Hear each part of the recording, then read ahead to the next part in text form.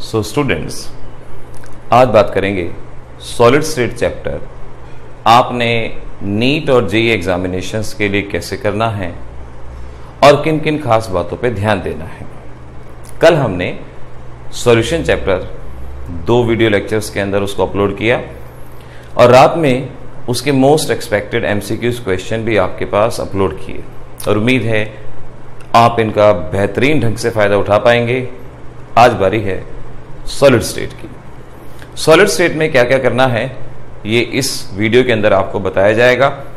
जो बात कहें ध्यान से अपने शॉर्ट नोट्स बनाना, पॉइंट नोट्स कर लेना और रात में वहां हम उसके बेसिस पे वीडियो अपलोड करेंगे जिसमें मोस्ट एक्सपेक्टेड एमसीक्यूज रहेंगे सॉलिड स्टेट के।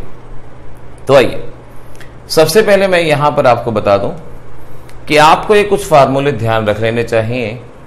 वॉल्यूम ऑफ द सेल क्या फार्मूला होगा, लैटिस पॉइंट कितने होंगे, वॉल्यूम, नियरेस्ट नेबर डिस्टेंस क्या होगी, number of second neighbour, number of second neighbour ये जरूर इनका नंबर आपको रटना है, याद करना है।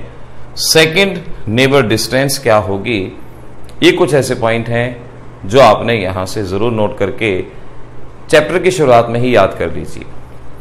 सॉलिड जैसा कि हम जानते हैं एक ऐसी चीज, एक ऐसी substance, definite shape, definite volume और जिसका मेल्टिंग पॉइंट रूम टेम्परेचर से अबव होता है। 2 तरह के सॉलिड हैं, क्रिस्टलाइन और अमरफस। आप अच्छे से जानते हैं जहां पार्टिकल्स का डेफिनेट अरेंजमेंट है वो क्रिस्टलाइन है, जहां रेगुलर अरेंजमेंट नहीं है उसे अमरफस कहा जाता है। क्रिस्टलाइन सॉलिड्स को हम ट्रू सॉलिड्स के नाम से भी जानते हैं। डेफिनेट अरेंजमेंट पार्टिकल का यहां पर होता है और ये स्लो कूलिंग से फॉर्म होते हैं, ये भी ध्यान रखिएगा। और जहां पार्टिकल्स का अरेंजमेंट डेफिनेट नहीं है उसे हम अमरफस सॉलिड के नाम से जानते हैं। ऐसा साथ के साथ याद रखना है। यहां डेफिनेट अरेंजमेंट नहीं है अमरफस सॉलिड, यहां डेफिनेट और रेगुलर है क्रिस्टलाइन सॉलिड कहा जाएगा। अमरफस सॉलिड को स्यूडो सॉलिड या सुपर कूल लिक्विड के नाम से भी पहचाना जाता है। तो शुरुआत से ही डेफिनेशन के यूज टू रहना है आपने। शार्प मेल्टिंग पॉइंट होता है इनका, सभी डायरेक्शन में प्रॉपर्टी सेम शो करते हैं जिसे आइसोट्रॉपी कहते हैं और रैपिड कूलिंग के जरिए इनको बनाया जाता है।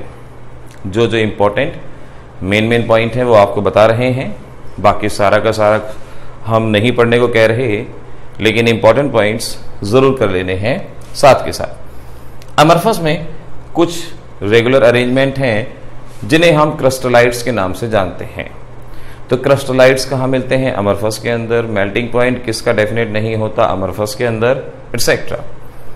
इसके बाद आपने टाइप्स ऑफ क्रिस्टलाइन सॉलिड 4 तरह के, ionic, molecular, covalent, metallic, depending upon forces of attraction. Ionic solid के अंदर फोर्सेज ऑफ अट्रैक्शन इलेक्ट्रोवैलेंट यानी आयनिक बॉन्ड होते हैं। जितने भी आयनिक कंपाउंड हैं सभी आयनिक सॉलिड।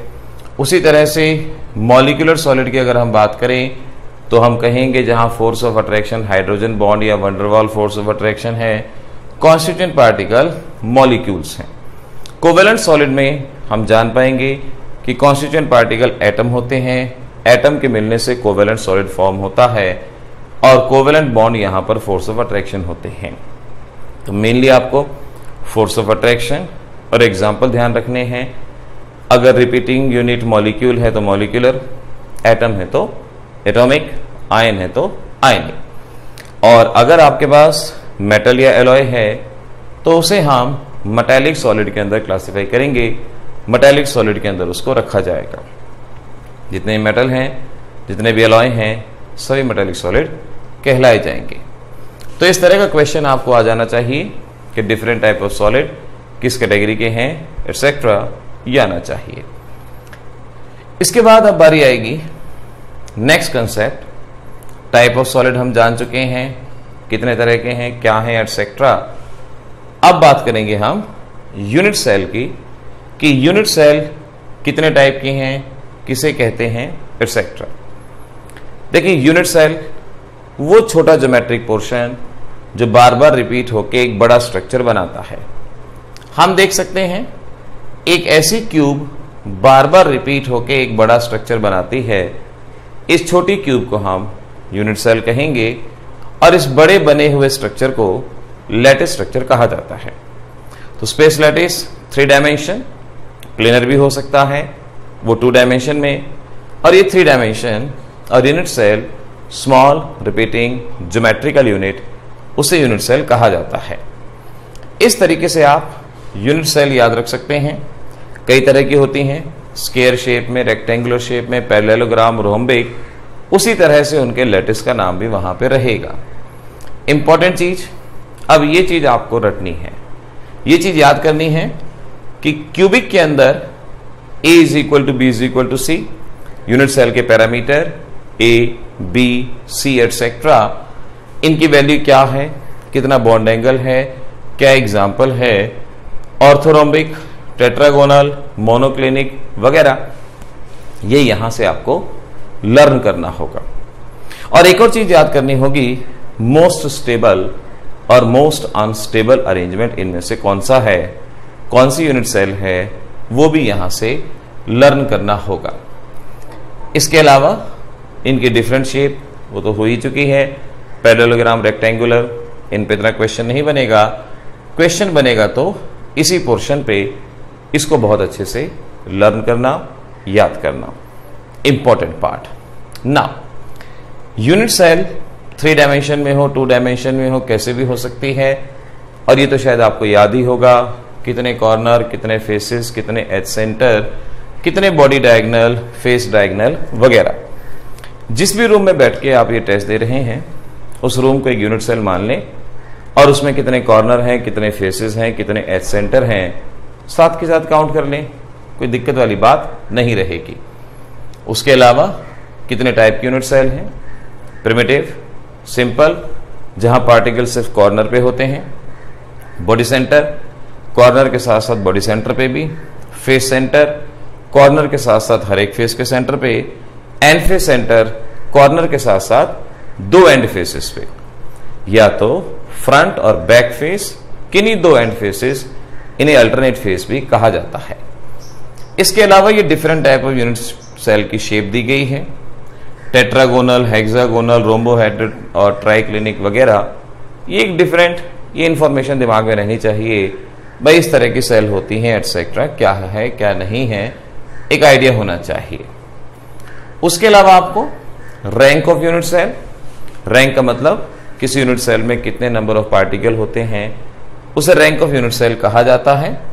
इसको फाइंड आउट करने का मेथड सिंपल बोर्ड के numerical, number of site occupied into contribution.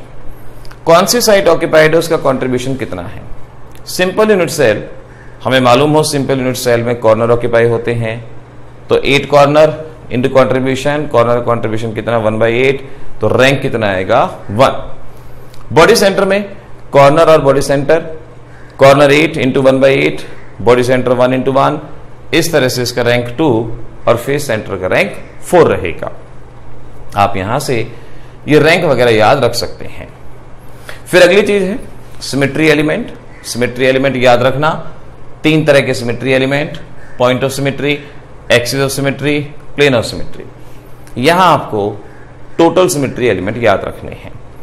ये याद रहे ना रहे कि ये कहां है, ये बॉडी सेंटर पे है, बॉडी डायगोनल पे है, कहां नहीं है। आपको ये जरूर याद रखना है कि टोटल आपके पास कितने सेंटर ऑफ सिमेट्री हैं, कितने सिमेट्री एलिमेंट हैं, ये याद रखना। टोटल 23 सिमेट्री एलिमेंट आपके पास होंगे, वो याद रखना। कोई लोकेशन वगैरह जानने की यहां मल्टीपल चॉइस में याद रखने की जरूरत नहीं है, टोटल नंबर याद रखने की जरूरत होगी आपको। इंपॉर्टेंट मार्क कर लें और इस टेबल को ध्यान में रख लें कि नियरेस्ट नेबर कितने हैं, सेकंड नियरेस्ट नेबर कितने हैं, थर्ड नियरेस्ट नेबर कितने हैं, ये आपको याद करना है।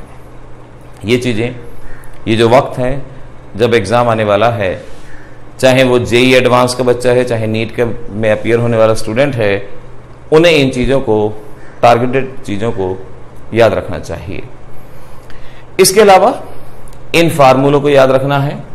Relation between nearest neighbour distance and edge length, nearest neighbour distance and edge length, radius and edge length, body centre क्या है, फेस सेंटर क्या है, सिंपल क्या है, इनको याद रखना है क्योंकि किसी भी तरह के न्यूमेरिकल में कहीं भी इसका इस्तेमाल किया जा सकता है।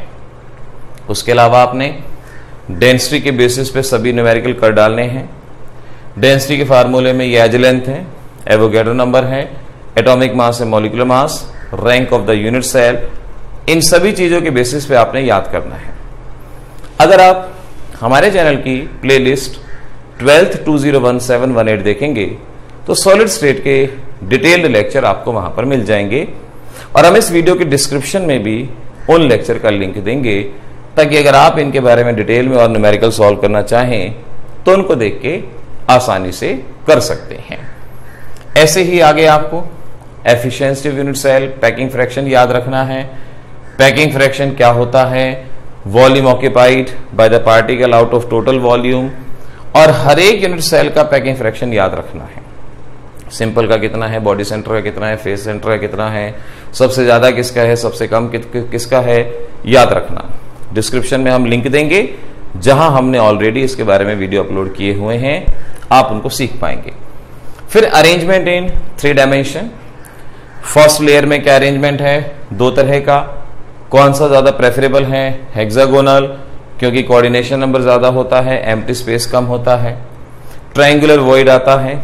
ऐसे ही सेकेंड लेयर के पार्टिकल कैसे रखे जाएंगे, सेकेंड लेयर के पार्टिकल फर्स्ट लेयर के वॉइड के ऊपर प्लेस किए जाएंगे, जहां पर टेट्राहेड्रल और ऑक्टाहेड्रल 2 तरह के वॉइड अपीयर होंगे।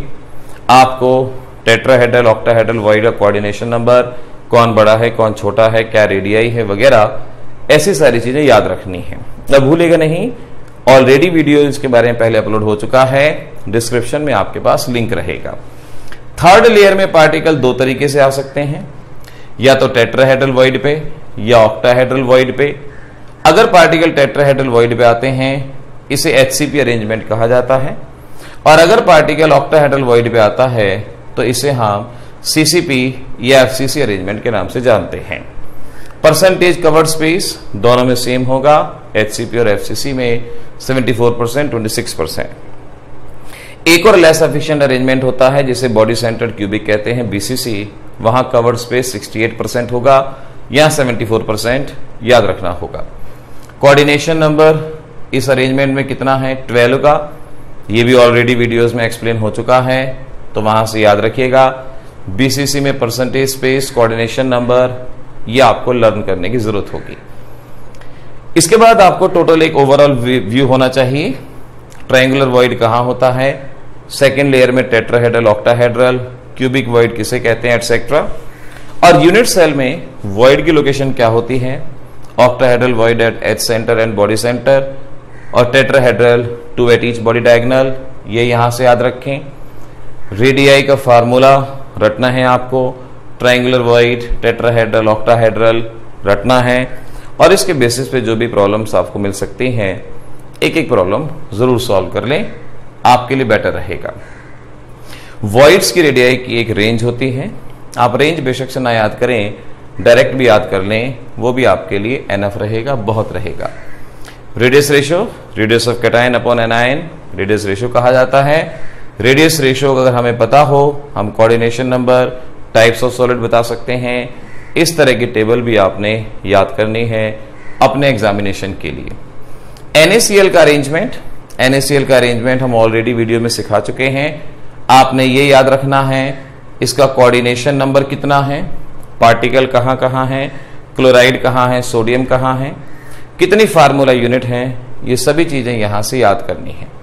सीजियम क्लोराइड का स्ट्रक्चर, यहां क्लोरीन कॉर्नर पे, सीजियम बॉडी सेंटर पे, कोऑर्डिनेशन नंबर कितना होगा, एटसेट्रा। इस तरह की चीजें इसमें भी आपको लर्न करनी है, याद करनी है।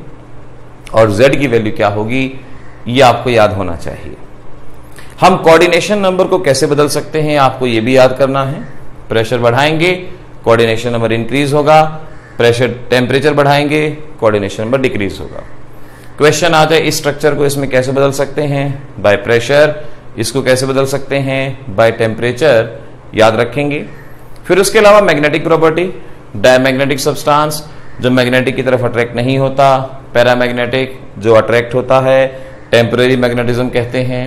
इसके अलावा फेरोमैग्नेटिक इसे कहा जाता है, जो बहुत ज्यादा मैग्नेटिक फील्ड की तरफ अट्रैक्ट होता है, परमानेंट मैग्नेटिज्म शो करता है, कितने अनपेड इलेक्ट्रॉन होने चाहिए एटसेट्रा, ऑलरेडी वीडियोस में अपलोडेड है, लिंक आपको डिस्क्रिप्शन में मिल ही जाएगा। खास तौर पे ये एग्जाम्पल रटने हैं, याद करने हैं, ये एग्जाम्पल आपको याद होने चाहिए। जहां जरूरत लगती है वीडियो को रोकें, स्क्रीनशॉट लें और उसका अपनी पढ़ाई के लिए इस्तेमाल करें। Anti ferromagnetic, expected to show magnetism but show zero magnetism. उम्मीद की जाती है मैग्नेटिक होंगे लेकिन नहीं होते। ऐसे ही ferrimagnetic, expected to show large magnetism but show little magnetism, ferrimagnetic कहा जाता है। तो मैग्नेटिज्म में जो जो एग्जाम्पल दिए जाते हैं, इनके कॉज, कारण क्या हैं, सभी चीजें याद करनी होंगी एक साथ। नाउ इसके बाद piezo electricity, pyro electricity. Polar crystal की एक खास प्रॉपर्टी होती है, प्रेशर अप्लाई करेंगे तो इलेक्ट्रिसिटी जनरेट होती है, हीट अप्लाई करेंगे तो इलेक्ट्रिसिटी जनरेट होती है। तो electricity due to the pressure on polar crystal, piezo electricity, and that is due to the heat, pyro electricity. ये एग्जाम्पल मस्ट हैं कि इनका इस्तेमाल माइक्रोफोन, स्पीकर, पिकअप रिकॉर्डर वगैरह में होता है या नहीं। प्रीवियस ईयर के क्वेश्चंस भी देख लेंगे, आपको ये मालूम पड़ जाएगा कि इसके बारे में क्वेश्चन पूछे जा चुके हैं, तो ये यहां से याद रखने की जरूरत होगी। फेरो इलेक्ट्रिसिटी, परमानेंटली पोलराइज्ड क्रिस्टल जो हमेशा पीजो और पायरो इलेक्ट्रिसिटी शो करते हैं, उन्हें फेरो इलेक्ट्रिक क्रिस्टल के नाम से पहचाना जाएगा, कहा जाएगा, एटसेट्रा। अमरफस सॉलिड बताया था, इन्हें हम super cool liquid, pseudo solid भी कहते हैं, और ये जहां अरेंजमेंट प्रॉपर नहीं होता उन्हें अमरफस सॉलिड कहा जाता है। रैपिड कूलिंग से बनता है और क्रिस्टलाइन सॉलिड स्लो कूलिंग से बनता है, इतना हमें ध्यान रखने की जरूरत होगी। ना इसके बाद डिफेक्ट्स। डिफेक्ट आपके पास स्टोइशियोमेट्रिक, नॉन स्टोइशियोमेट्रिक, ये आपको ऑलरेडी वीडियो में बताया जा चुका है। इसके लिए मैं प्रेफरेबली यही कहूंगा, सॉलिड का लास्ट टॉपिक है, लेकिन इसमें आप डिस्क्रिप्शन में दिए गए वीडियोस में डिफेक्ट्स के बारे में सीखेंगे। कौन कौन से डिफेक्ट हैं, डेंसिटी का क्या इफेक्ट है, किस तरह का सॉलिड कौन सा डिफेक्ट शो करता है, शॉर्टकी डिफेक्ट, फ्रैंकल डिफेक्ट, और कहां पर किस डिफेक्ट में एन टाइप ऑफ सेमीकंडक्टर बनते हैं, पी टाइप ऑफ सेमीकंडक्टर बनते हैं, एटसेट्रा। इस तरह का पोर्शन लर्न करना है। अब यहां कुछ चीजें मैं आपसे कहूंगा एक्स्ट्रा कि आप कम से कम FeO का स्ट्रक्चर, Fe2O3 का structure, spinal, inverse spinal structure, ये कुछ याद करने के स्ट्रक्चर हैं, इन्हें आप जरूर याद कर लीजिएगा। और एक छोटी सी चीज, ब्रैग्स इक्वेशन क्या है, सिंपल इक्वेशन याद कीजिए, एक आध क्वेश्चन पढ़ लीजिए, बहुत रहेगा। तो सॉलिड स्टेट को किस तरह से करना चाहिए, कैसे नहीं, ये मैंने अभी आपको यहां पर एक फास्ट रिवीजन मेथड के अंदर बताया। बाकी डिटेल्ड वीडियो अगर आपको देखना चाहें तो डिस्क्रिप्शन में है। अदरवाइज मैंने कहा कि हमारे चैनल की प्लेलिस्ट 12th 2017-18 के अंदर ये डिटेल्ड वीडियो दिए गए हैं। वहां पर आप एक एक वीडियो को 10-10 मिनट के वीडियोस हैं, आप देख के अपने आप को एनालाइज कर सकते हैं। और भूलेगा नहीं, आज में all India test series AITS का एक टेस्ट अपलोड करेंगे, उसको सॉल्व करने की कोशिश करना, जो भी जवाब हो, जो भी आंसर हो, उन्हें सेंड करने की कोशिश करना। तो ऑल द बेस्ट बच्चों, तैयारी करते रहिए, तैयारी करनी ही चाहिए, और ये जो आपका चांस है मिस ना करें, और इस चांस को मैक्सिमम बेनिफिट के साथ अवेल करें। ऑल द बेस्ट, कल मिलेंगे नए चैप्टर।